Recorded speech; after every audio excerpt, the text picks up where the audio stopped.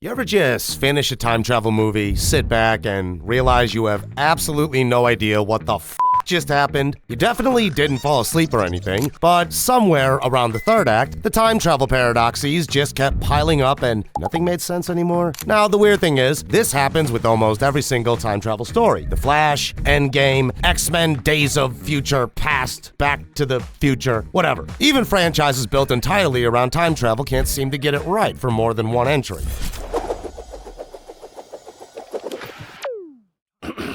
So why? Why is this the one superpower that breaks every story it touches? Not just a little, but completely. That's what we're getting into today. Most time travel stories sit the audience down and explain how it works in some way. Maybe it's a scientist at the whiteboard, maybe it's just exposition disguised as dialogue. And that moment, right there, is already the beginning of the problem. The moment a writer sits down to explain how their time travel works, they've already started losing. Take Avengers Endgame. The Hulk gives this whole explanation. Going back in time doesn't change your present, it creates a branch. Clean, right? Actually kind of clever. Gotta give credit where it's due, the branching timeline explanation is one of the cleaner attempts at time travel logic in a superhero movie. The idea that going back doesn't rewrite your present, it just creates a new branch, actually sidesteps a lot of the classic paradox problems. The writers clearly thought about it, which makes what happens next so much worse. The movie then ends with Steve Rogers going back in time to live his life with Peggy, and somehow showing up as an old man on a bench in the main timeline, which is exactly what Hulk just said couldn't happen, I think. See what I mean with time powers breaking stories? I can't follow any of it. The writers explained the rules in Act 1 and broke them in Act 3 of the same movie. So what do the writers say when asked about how it works in interviews? Well, one said time traveling created an alternative reality. The other said he doesn't agree and states that they are no time traveling experts, so great. The fact that the writers from one of the highest grossing movies of all time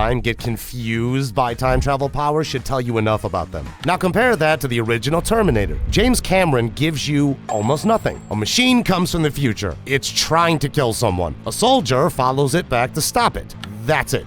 Yes, that is the whole movie in a nutshell. And because the rules stay vague, you never catch the movie cheating. It can't cheat. There's nothing to cheat against. Kyle Reese dies and it means something because there's no mechanism to undo it. The movie earns its emotional weight precisely because it doesn't over-explain itself. And this is the trap writers keep falling into. They think more explanation means more clarity. But with time travel, it's the opposite. Every rule you add is a promise to the audience. Break that promise once and suddenly they're just not following it anymore. The Terminator franchise actually proves this perfectly on its own. T1 and T2 work. The rules are loose enough to carry emotional weight. Then, Terminator 3 comes along and adds the concept of fate. Certain events are fixed, they will happen no matter what. Hard rule! And the second they introduce that, all the tension drained out. If the future is fixed anyway, why does anything the characters do matter? The writers thought they were adding stakes, but actually dissolved them. Endgame's writers thought they were adding clarity. They got confusion instead. The more you explain, the more you expose. And that is only the first problem.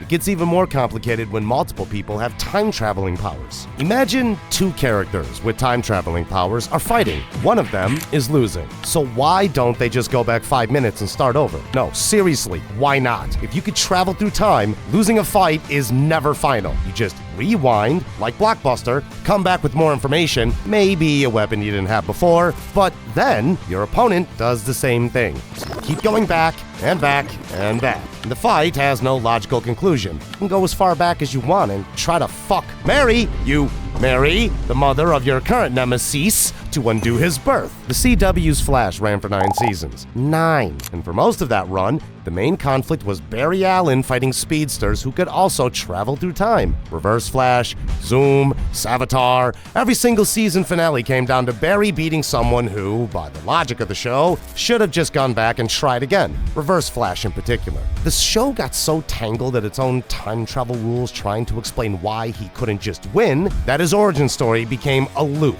with literally no starting point. He exists because Barry became the Flash. Barry became the Flash because Reverse Flash traveled back in time. Reverse Flash traveled back in time because he exists. The writers acknowledged this on screen. They kept going for 8 more seasons anyway. Savitar is even better. Savitar is the future version of Barry who became evil, traveled back in time, and is trying to kill Iris so that future Barry becomes evil and travels back in time. There's no original event, just a loop that references itself forever. Don't think too hard about it. There is an entire list of the biggest problems with the series fans just choose to ignore. The comics have the same problem, to the point that one of the writers said he's completely finished with anything time travel related when he will be the one working on The Flash. And this isn't just a Flash problem. Endgame has a version of Thanos who travels forward in time to stop the Avengers from undoing his snap. But that Thanos comes from a point in time before he ever did the snap. So he's fighting to protect a future he hasn't created yet in a timeline that branches the moment he arrives, which means the original snap still happened, which means the Avengers already won before this version of Thanos even showed up. Yeah, I got that right. Yeah, that's good. The fight in the third act of Endgame is logically unnecessary. The heroes already succeeded the moment Thanos left this timeline. Nobody in the movie mentions this. Are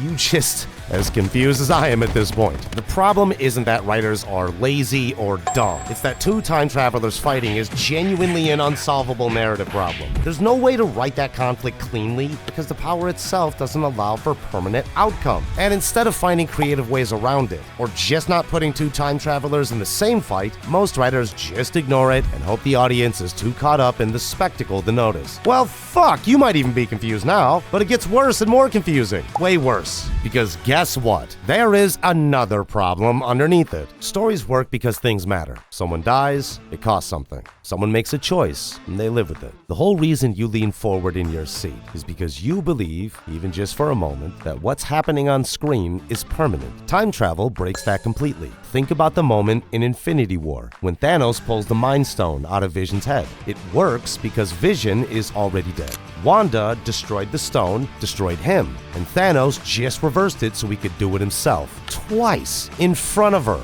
That scene hits because you feel the helplessness of it. You can't undo what just happened. Except you can, because Endgame proved you can go back in time and change things, which means the moment you walk out of Infinity War knowing Endgame exists, Vision's death became a plot point with an asterisk. Same with every single character who died in that snap. The audience sat with the grief for a year between movies, and then watched it get walked back in the sequel. And look, the snap reversal is dramatically satisfying in the moment. Everybody coming through those portals is genuinely one of the best theatrical experiences I had.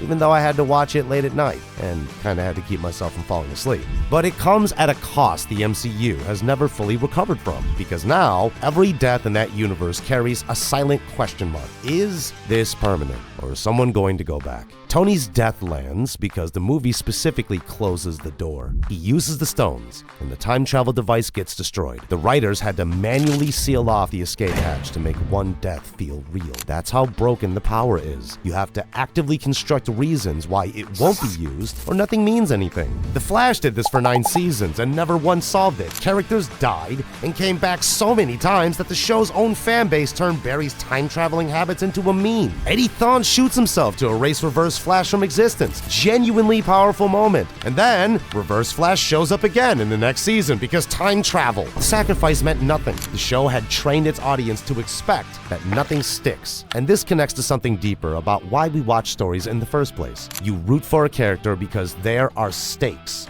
and they can lose. The thing they're fighting for could actually be taken away. The second a character has access to a do-over button, the tension quietly evaporates. The original Terminator understood this instinctively. Kyle Reese goes back in time, saves Sarah Connor, dies. No second chance. The time travel is a one-way door, and the movie never lets you forget it. That's why his death still hits 40 years later. Contrast that with any Flash death, and the difference is immediate. The best time travel stories use time travel to create the wound, not to heal it. The worst ones use it as a bandage for every wound they're too afraid to let bleed. So, is time travel just broken as a concept? Should writers stop using it entirely? No. There is a reason time-traveling movies are loved even more than any other sci-fi movie. The ones who get it right are doing something very specific that the ones who get it wrong almost never do. Let me show you what they do. Take Groundhog Day. Oh yeah, Groundhog Day. I fucking love Groundhog Day. Groundhog Day does something even more interesting. Bill Murray's character is stuck reliving the same day indefinitely, with no explanation given and only one rule established. The day is reset every time he wakes up. The movie never once tries to tell you why it's happening or how to stop it. And because of that, the time loop itself stops being the point.